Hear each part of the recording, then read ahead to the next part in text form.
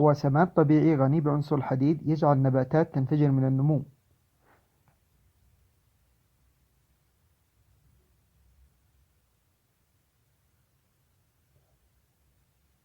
هذا السماد هو منقوع البنجر، والذي سنوضح كيفية تحضيره في المقطع التالي.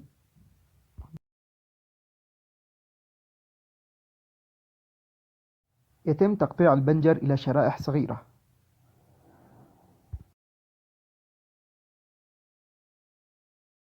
نضع شرائح البنجر في وعاء ونملأه بالماء. بعد نصف ساعة من ترك شرائح البنجر في الماء، أصبح لون الماء أحمرا كما هو واضح.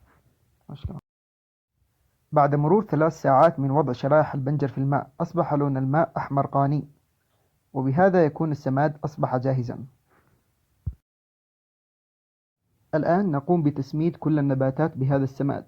هذا السماد غني بعنصر الحديد الذي يجعل النبات أكثر نضارة ويمنع احتراق أطراف أوراق النبات.